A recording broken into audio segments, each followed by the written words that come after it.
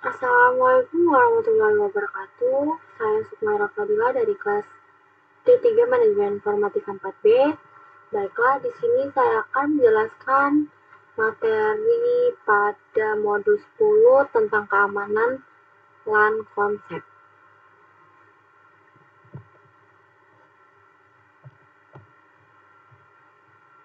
Baiklah, di sini tujuan modulnya untuk menjelaskan bagaimana kerentanan membahayakan keamanan LAN.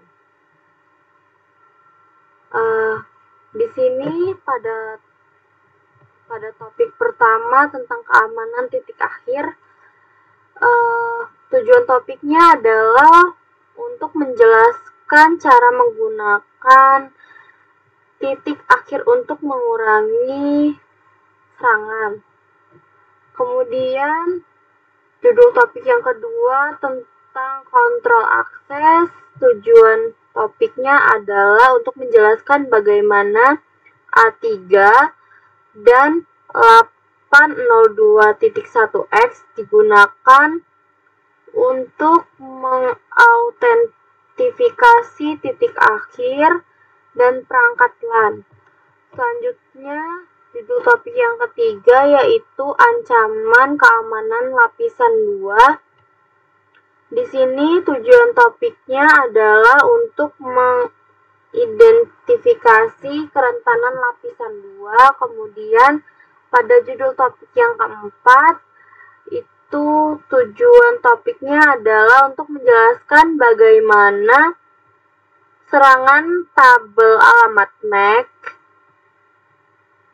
membahayakan keamanan LAN.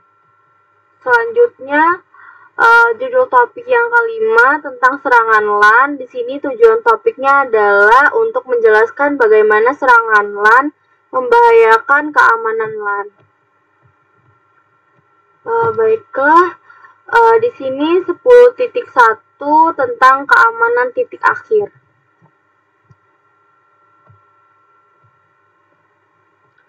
Keamanan titik akhir serangan jaringan hari ini, media berita biasanya meliput serangan pada jaringan perusahaan cukup dari internet. Untuk serangan jaringan terbaru, menemukan informasi terkini tentang serangan saat ini, kemungkinan besar serangan ini akan melibatkan satu atau lebih hal berikut. Yang pertama di sini ada Distributed Denial of Service atau DDoS. Ini adalah serangan terkoordinasi dari banyak perangkat yang disebut zombie dengan tujuan merendahkan atau menghentikan akses publik ke situs web sumber daya organisasi. Yang kedua di sini ada pelanggaran data. Pelanggaran data ini adalah serangan di mana server atau host data organisasi berada berkompromi untuk mencuri informasi rahasia. Yang ketiga di sini ada malware. Malware ini adalah serangan yang menginfeksi host organisasi, perangkat lunak berbahaya yang menyebabkan berbagai masalah. Misalnya ransomware seperti WannaCry, mengenkripsi data pada host dan mengunci akses sehingga uang tebusan dibayarkan. Selanjutnya, keamanan titik akhir perangkat keamanan jaringan. Berbagai perangkat keamanan jaringan diperlukan untuk melindungi perimeter jaringan dari akses luar. Perangkat ini dapat mencakup hal berikut. Yang pertama, di sini ada Virtual Private Network atau VPN. VPN menyediakan koneksi yang aman ke pengguna jarak jauh di jaringan publik dan jaringan perusahaan. Layanan VPN dapat diintegrasikan ke dalam firewall. Kemudian yang kedua, di sini ada Next Generation Firewall atau NGFW.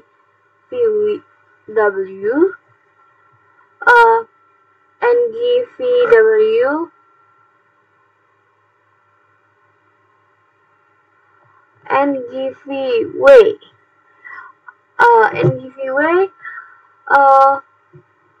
menyediakan inspeksi paket stateful, aplikasi visibilitas dan kontrol, sistem pencegahan intrusi generasi berikutnya atau INGIPS, pelindungan malware tingkat lanjut AMP, dan pemfilteran URL. Yang ketiga di sini ada Network Access Control atau NAC. NAC termasuk autentifikasi, otorisasi, dan layanan akuntansi A3. Di perusahaan yang lebih besar, layanan ini dapat digabungkan ke dalam alat yang dapat mengelola kebijakan akses di berbagai jenis pengguna dan perangkat. Cisco Identity Service Engineer atau ISE adalah kontrol perangkat NAC.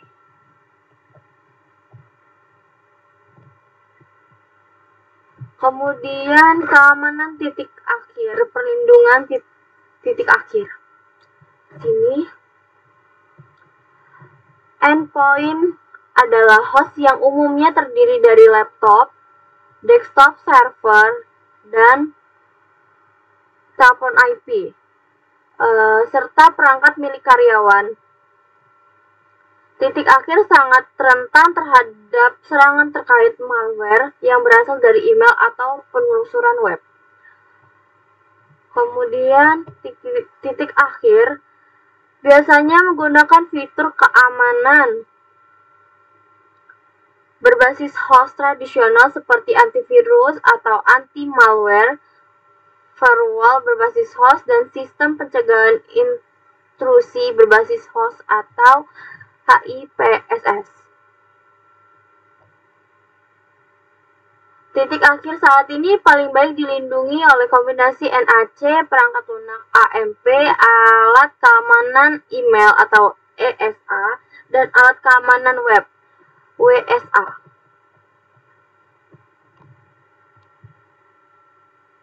Kemudian keamanan titik akhir alat keamanan email Cisco. Perangkat Cisco ESA dirancang untuk memantau Simple Email Transfer Protocol atau SMTP.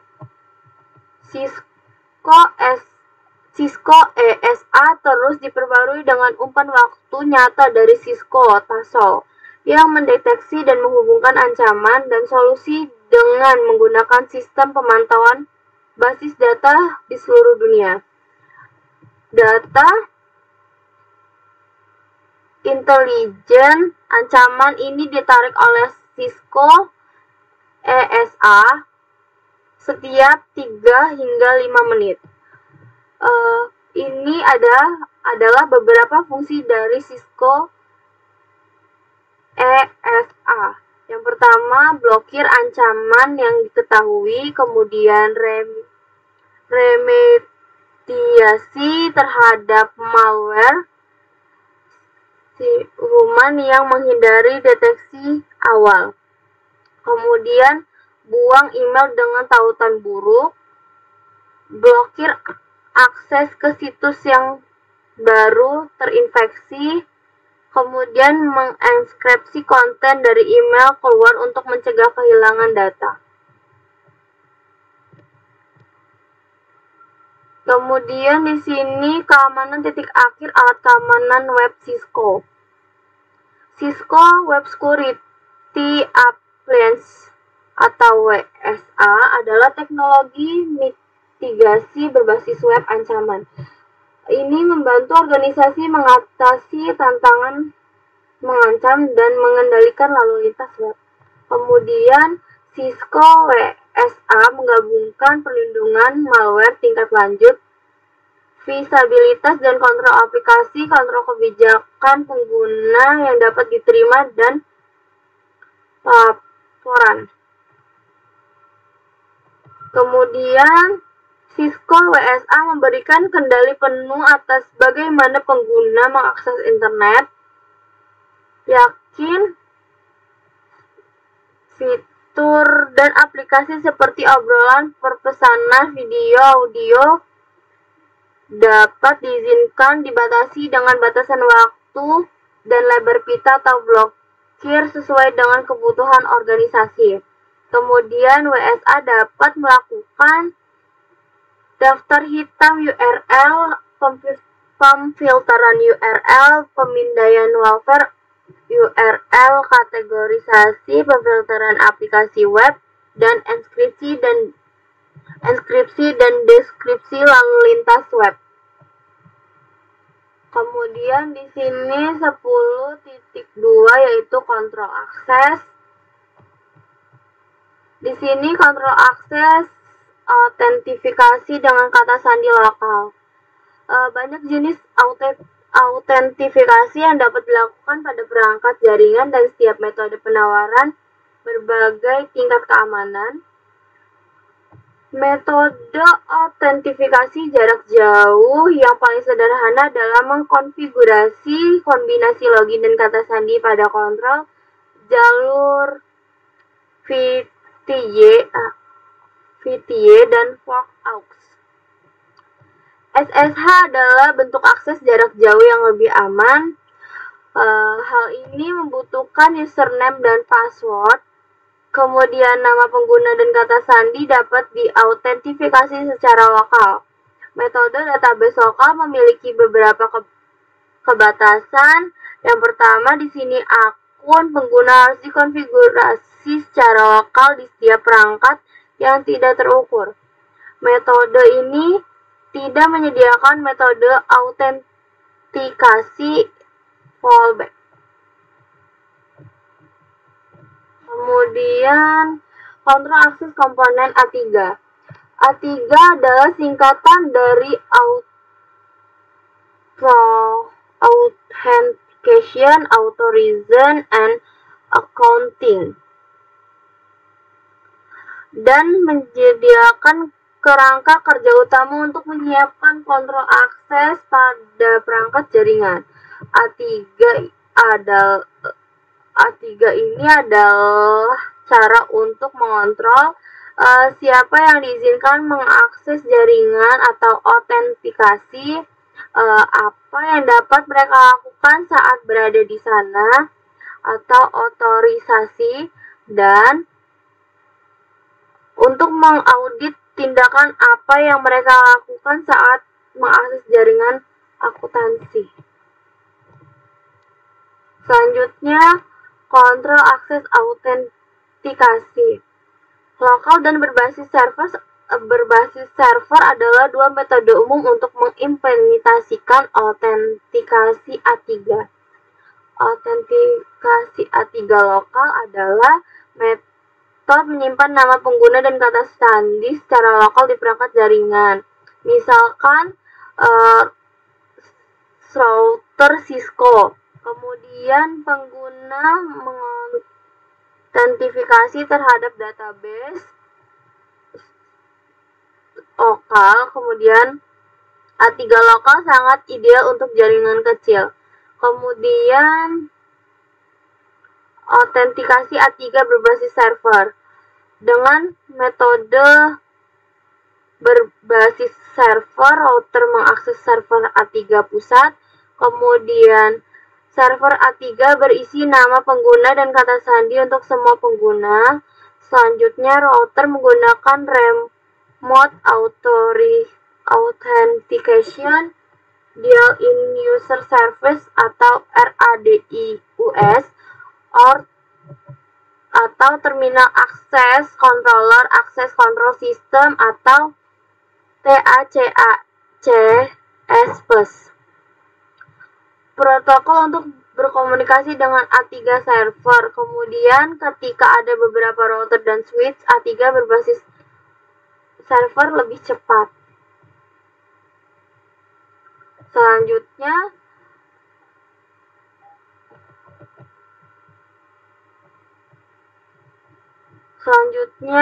Control Access Otorisasi. Otorisasi A3 bersifat otomatis dan tidak mengharuskan pengguna melakukan langkah tambahan setelah autentikasi. Otorisasi mengatur apa yang dapat dan tidak dapat dilakukan pengguna di jaringan setelah mereka diautentikasi. Otorisasi menggunakan sekumpulan atribut yang menggambarkan akses pengguna jaringan. Atribut ini digunakan oleh server A3 untuk menentukan hak istimewa dan batasan bagi pengguna tersebut. Kemudian kontrol akses akuntansi. Akuntansi A3 mengumpulkan dan melaporkan data penggunaan. Data ini dapat digunakan untuk tujuan seperti audit atau penagihan. Data yang dikumpulkan mungkin mencakup waktu, koneksi mulai dan berhenti, perintah yang dijalankan, jumlah paket, dan jumlah byte. Pengguna utama akuntansi adalah menggabungkan dengan autentikasi A3. Yang pertama di sini ada server A3 menyimpan log detail tentang apa yang sebenarnya dilakukan oleh pengguna di autentikasi pada perangkat, seperti yang ditunjukkan pada gambar, termasuk semua exec dan configuration, perintah konfigurasi yang dikeluarkan oleh pengguna. Kemudian log berisi banyak bidang data termasuk nama pengguna, tanggal dan waktu, perintah aktual yang dimasukkan oleh pengguna. Informasi ini berguna saat memecahkan masalah perangkat. Ini juga memberikan bukti ketika individu melakukan tindak kejahatan. Kemudian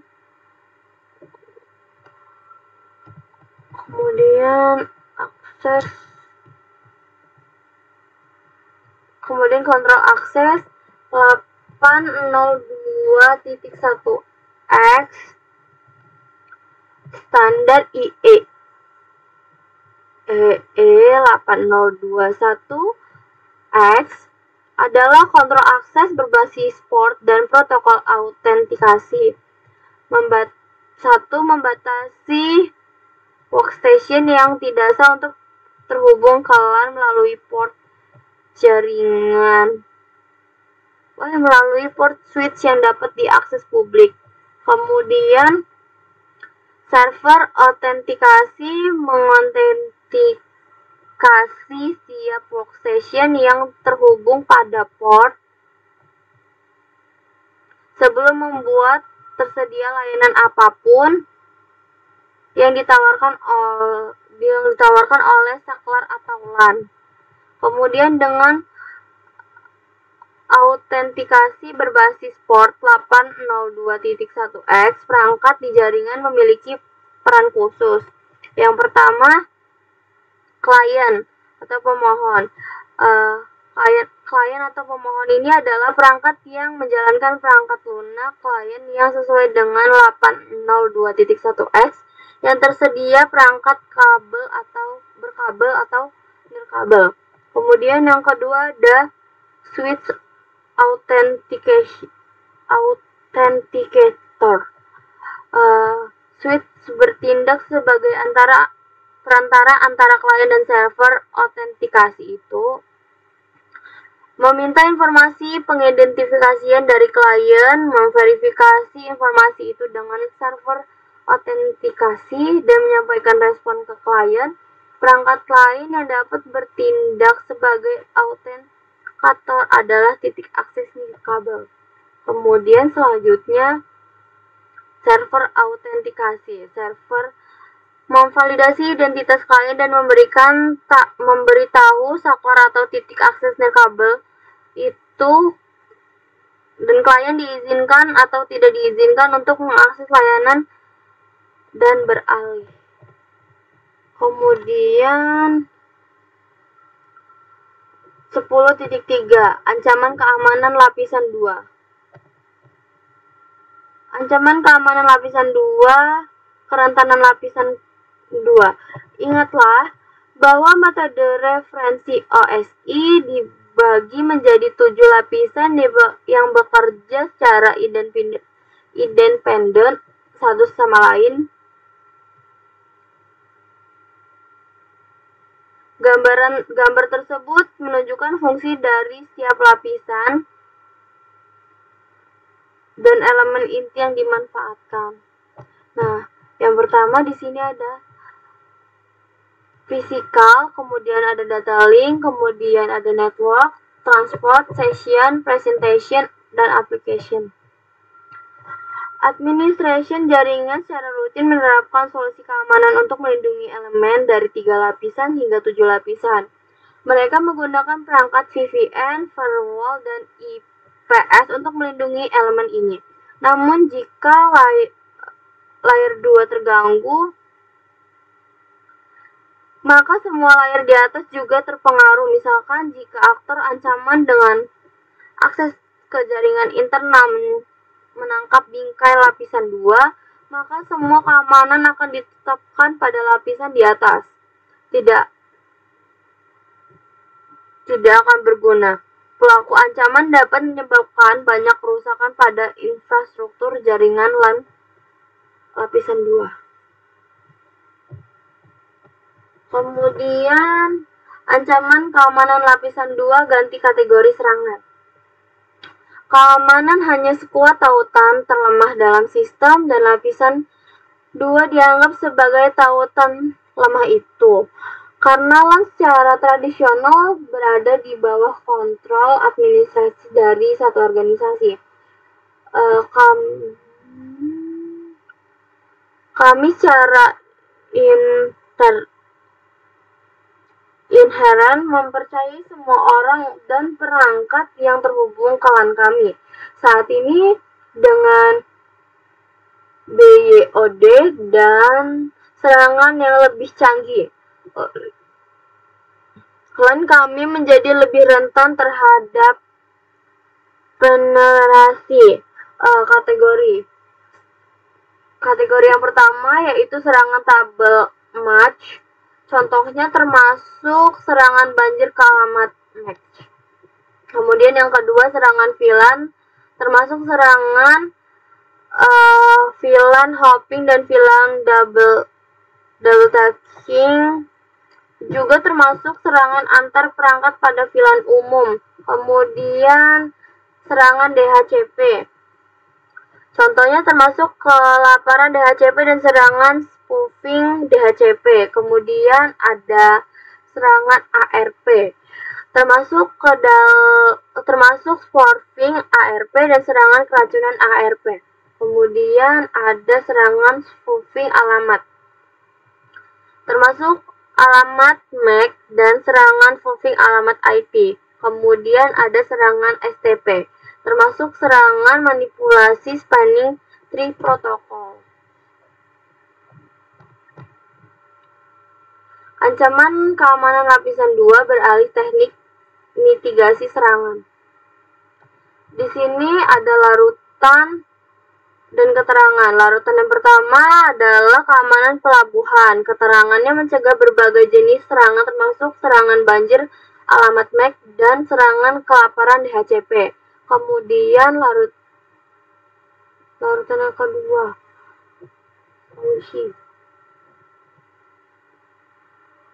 pengintaian DHCP. Keterangannya mencegah kelaparan DHCP dan serangan spoofing DHCP. Kemudian sanksi yang kedua inspeksi ARP dinamis atau DAI, mencegah thwarting ARP dan serangan keracunan ARP. Kemudian penjaga sumber IP atau IPSG, mencegah serangan thwarting alamat MAC dan IP. Solusi lapisan 2 ini tidak akan efektif jika protokol manajemen tidak diamankan. Strategi berikut adalah saran. Yang pertama, selalu menggunakan varian aman dari protokol manajemen seperti SSH, SCP, SFTP, dan SSL atau TLS. Yang kedua, mempertimbangkan untuk menggunakan jaringan manajemen out of band untuk mengelola perangkat, kemudian gunakan VLAN manajemen khusus di mana hanya ada lalu lintas manajemen, dan menggunakan ACL untuk memfilter akses yang tidak diinginkan. Selanjutnya, 10.4 serangan tabel alamat MAC. Ya, di sini serangan tabel alamat MAC berahli tinjauan operasi. Ingatlah bahwa untuk membuat keputusan penelusuran, switch selan lapisan 2 membuat tabel berdasarkan alamat MAC sumber dalam bingkai yang diterima. Ini juga disebut tabel alamat MAC. Tabel alamat MAC juga disimpan dalam memori dan digunakan untuk mengganti frame secara efisien. Serangan tabel alamat MAC, banjir tabel alamat MAC. Semua tabel MAC memiliki ukuran tetap dan akibatnya sebuah saklar dapat kehabisan sumber daya untuk menyimpan alamat MAC. Yang pertama, serangan banjir alamat MAC memanfaatkan batasan ini dengan membombardir saklar dengan alamat MAC sumber palsu hingga tabel alamat MAC saklar penuh. Saat ini terjadi saklar memperlakukan bingkai secara unicast dan tidak dikenal dan melakukannya membanjiri semua lalu lintas untuk keluar semua port pada VLAN yang tanpa mereferensikan tabel MAC. Kondisi ini sekarang memungkinkan aktor ancaman untuk menangkap sebuah frame yang dikirimkan dari satu host ke host lainnya di LAN lokal atau VLAN lokal. Kemudian serangan tabel alamat MAC, mitigasi serangan tabel alamat MAC. Apa yang membuat alamat seperti MACOV sangat berbahaya adalah bahwa penyerangan dapat membuat serangan overflow pada tabel MAC dan dengan sangat cepat. Misalnya saklar Catalyst 6500 dapat menyimpan 132.000 alamat MAC di tabel alamat MAC. Alat seperti MACOV dapat membanjiri sehingga 8.000 bingkai palsu per detik, membuat serangan overflow tabel alamat MAC dalam hitungan beberapa detik. Alasan lain mengapa alat serangan ini berbahaya karena tidak hanya mempengaruhi saklar lokal, tapi juga mempengaruhi lapisan 2 lainnya yang terhubung. Ketika alamat MAC dari sebuah switch penuh, mulai membanjiri semua port termasuk terhubung ke switch lapisan 2 lainnya. Di sini 10.5 tentang serangan LAN. Serangan LAN, serangan melompat VLAN. Serangan melompat VLAN memungkinkan lalu lintas dari satu VLAN untuk dilihat oleh VLAN lain tanpa bantuan router. Dalam serangan lompatan VLAN dasar, aktor ancaman mengkonfigurasi host untuk bertindak seperti saklar, memanfaatkan fitur port tracking otomatis yang diaktifkan secara default sebagian besar port saklar. Pelaku ancaman mengkonfigurasi host untuk memalsukan pengsinyalan 802.1q dan persinyalan DTP. Berpemilik Cisco Ketrang dengan saklar penghubung. Jika berhasil, switch membuat link terang dengan host seperti yang ditunjukkan pada gambar.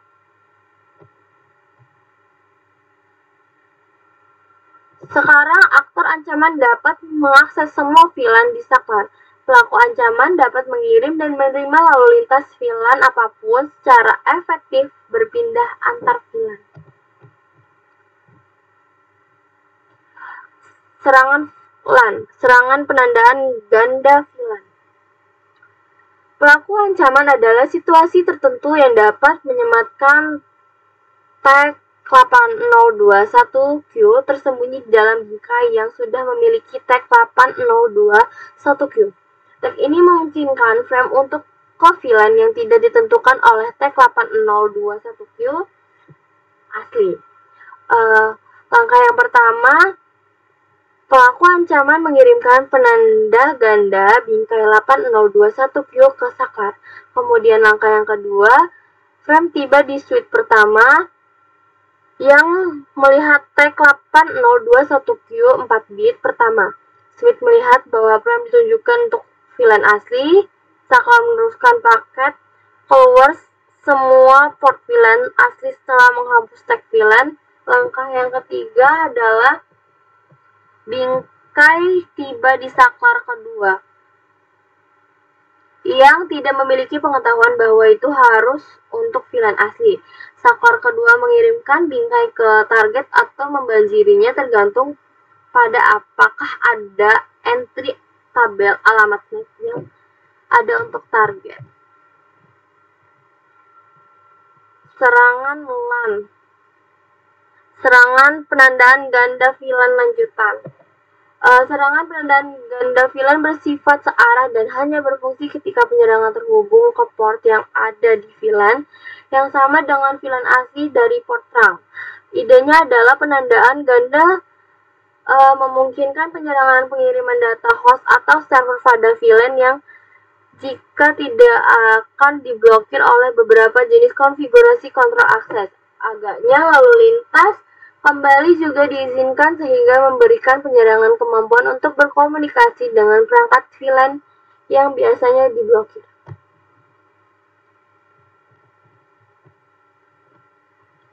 Kemudian serangan LAN pesan DHCP. Server DHCP secara dinamis memberikan informasi konfigurasi IP termasuk alamat IP, subnet mask, gateway default, dan server DNS dan lainnya kepada klien. Tinjauan urutan penukaran pesan DHCP antara klien dan server ditunjukkan pada gambar.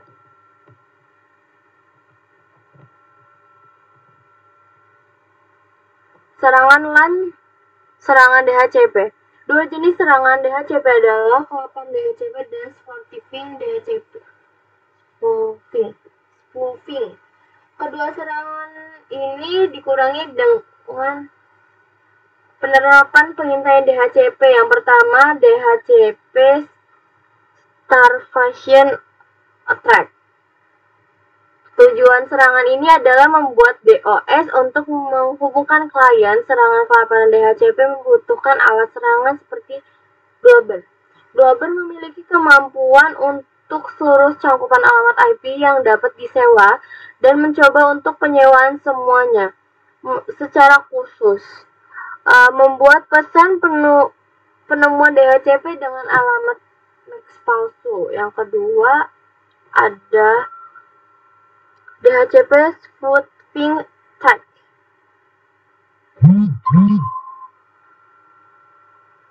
Hal ini terjadi ketika server DHCP palsu terhubung ke jaringan dan memberikan parameter konfigurasi IP palsu kepada klien yang sah. Server nakal dapat memberikan berbagai informasi yang menyesatkan termasuk berikut. Yang pertama, ada gateway default yang salah. Yang kedua itu ada server DNS salah. Dan yang ketiga alamat IP salah. Serangan LAN, serangan ARP. Host penyiaran permintaan ARP untuk menentukan alamat MAC dari sebuah host dengan alamat IP tujuan. Semua host di subnet menerima dan memproses permintaan ARP. Tuan tuan rumah dengan alamat IP yang cocok dalam permintaan ARP mengirimkan balasan ARP. Klien dapat mengirimkan balasan ARP yang tidak diminta yang disebut ARP serampang. Host lain dari subnet menyimpang alamat MAC dan alamat IP yang terdapat dalam ARP serangan di tabel ARP mereka. Kemudian penyerangan dapat mengirimkan pesan ARP serampang yang berisi alamat MAC palsu ke sebuah switch dan switch tersebut akan memperbarui tabel MAC-nya. Dalam serangan tipikal, pelaku ancaman pengiriman balasan ARP yang tidak diminta ke host lain di subnet dengan alamat MAC, pelaku ancaman dan alamat IP gateway default yang secara efektif menyiapkan serangan man in the middle. Selanjutnya, ada banyak alat yang tersedia di internet untuk membuat serangan ARP man in the middle. Kemudian IP versi 6 menggunakan ICMP versi 6 Neighbor Discovery Protocol untuk resolusi alamat lapisan 2. IP versi 6 menyertakan strategi untuk mengurangi spoofing. Neighbor Advancement mirip dengan cara IP versi 6 mencegah balasan ARP palsu. Spoofing ARP dan peracunan ARP dikurangi dengan menerapkan infeksi ARP dinamis atau DAI. Nah, ini contohnya. Kemudian serangan LAN atasi serangan spoofing. Pemalsuan alamat IP adalah saat pelaku ancaman membajak alamat IP yang valid dari perangkat lain atau di subnet atau menggunakan alamat IP acak. Spoofing alamat IP sulit untuk dikurangi, terutama bila digunakan dalam subnet tempat IP berada. Serangan spoofing alamat MAC terjadi ketika pelaku ancaman mengubah alamat MAC host mereka agar sesuai dengan alamat MAC lain yang diketahui dari host target. Saklar menimpa entry tabel MAC saat ini dan memberikan alamat MAC ke port baru, kemudian secara tidak sengaja meneruskan frame yang ditujukan untuk host target ke host penyerang. Saat host target mengirimkan lalu lintas, saklar akan memperbaiki kesalahan, menyetel kembali alamat MAC ke port aslinya untuk menghentikan switch pengembalian penetapan port keadaan yang sebenarnya. Aktor ancaman dapat membuat program atau script yang akan terus mengirimkan frame ke switch sehingga switch mempertahankan informasi yang salah atau palsu. Tidak ada mekanisme keamanan pada lapisan 2 yang memungkinkan sebuah switch untuk memverifikasi sumber alamat MAC yang membuatnya sangat rentan terhadap spoofing. Spoofing alamat IP dan MAC dapat dikurangi dengan mengimplementasikan penjagaan sumber IP atau IPSG. Kemudian serangan LAN, serangan STP. Penyerangan jaringan dapat memanipulasi spanning tree protocol atau STP untuk melakukan serangan dengan melakukan spoofing root bridge dan mengubah topologi jaringan. Penyerangan kemudian dapat menangkap semua lalu lintas untuk domain yang dialihkan secara langsung. Untuk melakukan serangan manipulasi STP, menyerang host menyiarkan unit data protokol jembatan STP atau BPDU yang berisi perubahan konfigurasi topologi yang akan memaksa penghitungan ulang spanning tree. BPDU yang dikirimkan oleh penyerangan mengumumkan prioritas jembatan yang lebih rendah dalam upaya untuk terpilih sebagai jembatan akar. Serangan STP ini diintimidasi dengan implementasi penjagaan BPDU di semua port akses. Penjagaan BPDU dibahas secara lebih rinci nanti dalam kursus. Kemudian serangan LAN pengintaian CDP. CDP atau Cisco Discovery Protocol adalah protokol penemuan tautan lapisan 2 berpemilik. Diaktifkan di semua perangkat Cisco secara default. Administrator jaringan juga menggunakan CDP untuk membantu mengkonfigurasi mencegah masalah perangkat jaringan. Informasi CDP dikirimkan melalui port yang diaktifkan CDP. Dalam siaran berskala tidak terenkripsi dan tidak autentikasi. Informasi CDP mencakup alamat IP perangkat, versi perangkat lunak iOS, platform, kemampuan, dan VLAN asli. Perangkat yang menerima pesan CDP memperbarui basis data CDP-nya. Kemudian serangan LAN pengintaian CDP. Untuk mengurangi eksploitasi CDP, batas penggunaan CDP pada perangkat atau port, misalnya nonaktifkan port CDP on edge yang terhubung ke perangkat yang tidak terpercaya untuk menonaktifkan secara global pada perangkat menggunakan perintah no CDP run global untuk global konfigurasi mode. Untuk mengaktifkan CDP secara global menggunakan perintah CDP run global configuration. Kemudian untuk menonaktifkan CDP pada port digunakan perintah no CDP enable. Interface configuration. Untuk mengaktifkan CDP pada port digunakan perintah CDP mengaktifkan konfigurasi antarmuka atau CDP enable. Selanjutnya 10.6 latihan modul dan kuis.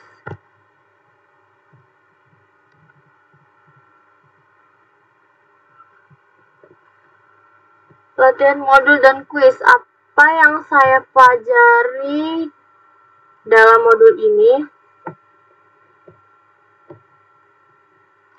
Endpoint sangat rentan terhadap serangan terkait malware yang berasal dari email atau penjajahan web seperti DDoS, pelanggaran tanggal, dan malware.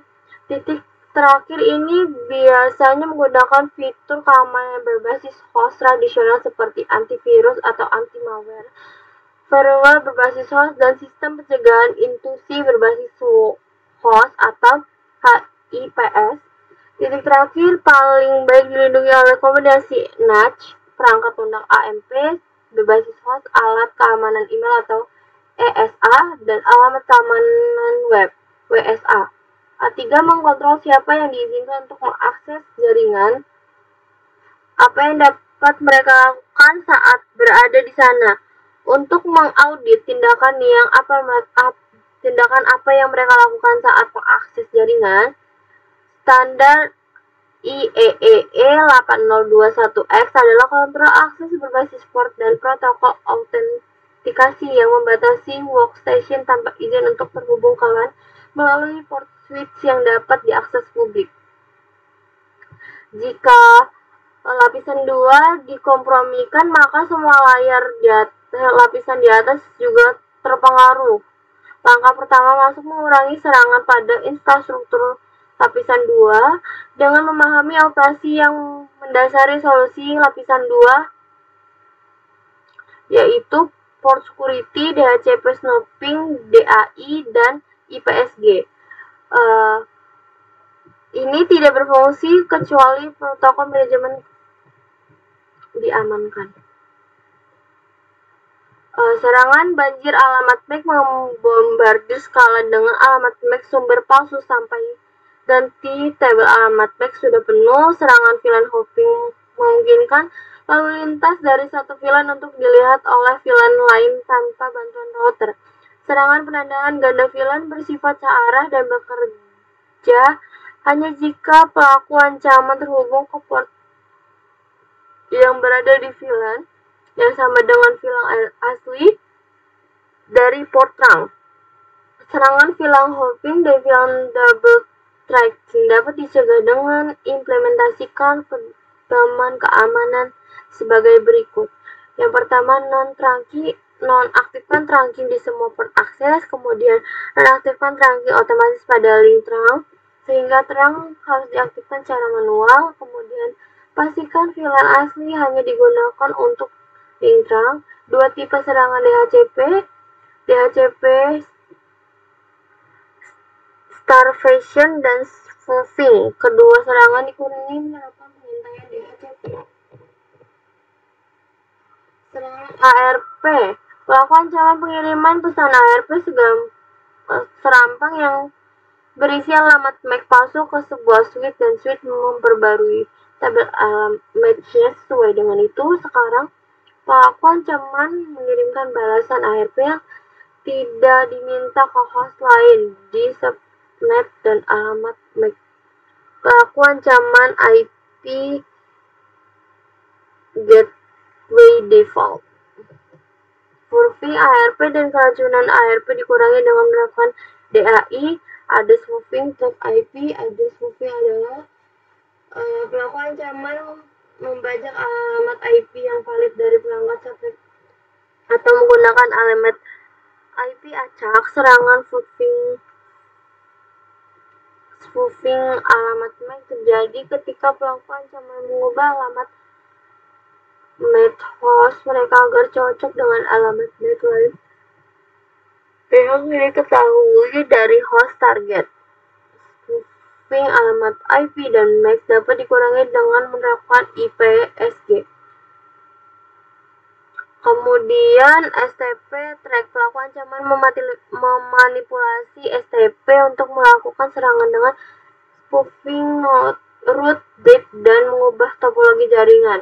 Aktor ancaman membuat tuan rumah mereka muncul sebagai jembatan akar. Oleh karena itu, menangkap semua lalu lintas untuk domain yang dialihkan secara langsung. Serangan STP ini diidentifikasi dengan mengimplementasikan BPDU GUAT di semua port akses. Pengintaian CDP. Informasi CDP dikirimkan melalui port mengaktifkan CDP secara berkala. Tidak terinskripsi siaran. Informasi CDP mencakup alamat IP perangkat, versi perangkat lunak iOS, platform, kemampuan, dan VLAN asli. Perangkat yang menerima pesan CDP memperbarui basis data CDP-nya. Informasi yang diberikan oleh CDP juga dapat digunakan oleh pelaku ancaman untuk menemukan kerentanan infrastruktur jaringan. Untuk mengurangi eksploitasi CDP, batasi pengguna CDP pada perangkat atau port. Baiklah, itu saja yang dapat saya sampaikan. Kurang lebihnya saya mohon maaf. Saya akhiri. Wassalamualaikum warahmatullahi wabarakatuh.